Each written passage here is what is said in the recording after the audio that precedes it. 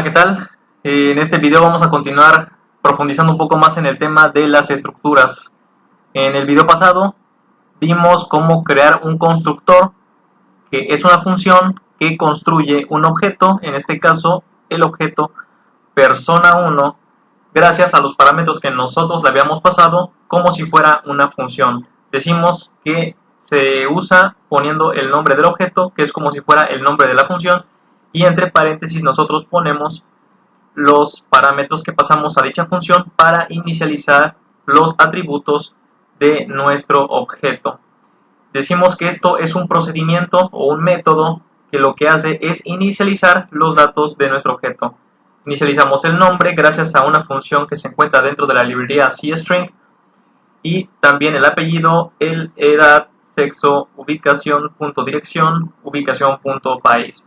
Bien, aquí vamos a hacer unas pequeñas modificaciones para hacer todo esto un poco más fácil, pero antes que nada quiero recalcar que anteriormente nosotros podíamos utilizar o crear un objeto sin pasar parámetros a nuestro objeto, es decir, no era necesario llamar a una función para crear nuestro objeto, simplemente poniendo persona1 se creaba un objeto y sus valores eran estos, es decir, sus valores por defecto.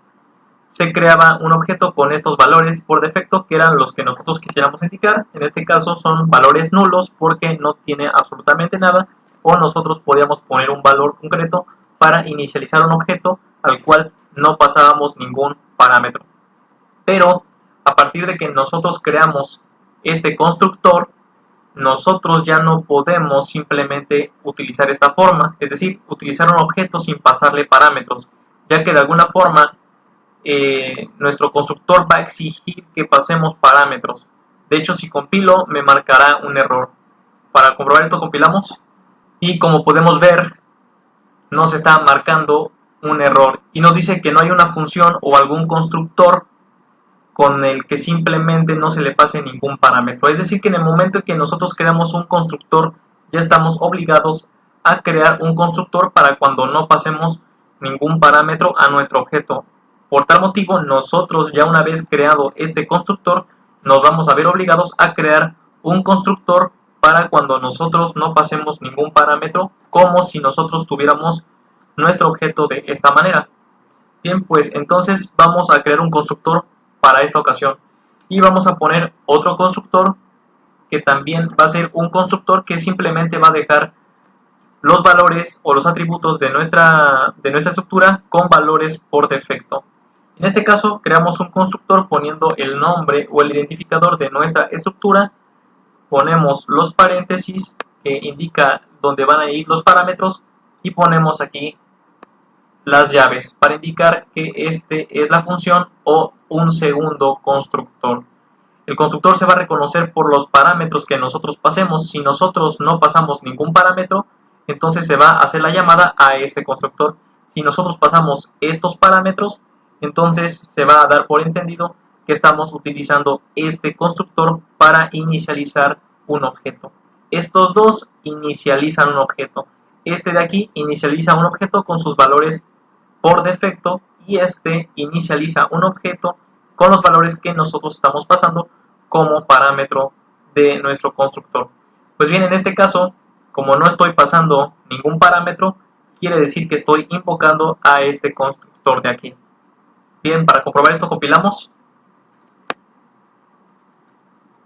Y como podemos ver ya no nos marcó ningún error gracias a que nosotros ya creamos un constructor para cuando nosotros no pasemos ningún parámetro. Recordamos que eso lo tenemos que hacer en caso de que queremos un constructor con parámetros, entonces nos veremos obligados a crear este tipo de constructor que nos permite crear un objeto sin tener que pasar ningún parámetro. Bien, simplemente ya que se compiló y nos generó el código objeto, ejecutamos y nos muestra los valores por default, es decir, los valores que nosotros ponemos aquí por default, es decir, 0, 0, espacio, espacio, espacio. Entonces ese constructor que tenemos aquí simplemente nos dejó los atributos con sus valores por defecto. Hay una forma para simplificar esto y simplemente es que nosotros pongamos aquí el constructor y le pongamos igual a default. Con eso, lo que estamos haciendo es dejar de igual forma los atributos con sus valores por default. Si nosotros compilamos, nos va a dar exactamente el mismo resultado. Y como nos podemos dar cuenta, nos da exactamente el mismo resultado. Voy a cambiar aquí, vamos a poner Carla, y nos daremos cuenta que nos está dando el mismo resultado, es decir, nos está respetando estos valores. Compilamos. Y como podemos ver, nos respetó los parámetros por default que nosotros pasamos anteriormente. Pues bien, simplemente lo que hicimos es, o podemos dejar todo esto como lo teníamos así, obviamente quitando esto de aquí, y es igual válido, esto también es válido, dejar la función de esta forma, o nosotros podemos poner que deje sus valores por default. Simplemente ponemos el identificador como los paréntesis de una llamada a la función, igualamos a default, es decir, que no respete los valores por default. Pues bien, esas son las formas en las que nosotros podemos construir nuestros objetos, ya sea que nosotros no creemos ningún constructor y se utilice el constructor por defecto, que recordemos que el constructor por defecto es este. Si nosotros no creamos un constructor como el que tenemos aquí arriba, se va a llamar implícitamente a este constructor, que este constructor lo que hace es dejar los valores por defecto. Pero si nosotros decidimos crear uno manualmente como este, entonces nos veremos obligados a crear este constructor para dejar los parámetros por default, o podemos simplemente simplificar esto poniéndolo de esta manera. Y así tenemos ya un constructor por default cuando incluimos otro tipo de constructores con anterioridad. Pues bien, eso es todo por este video. Hasta la próxima.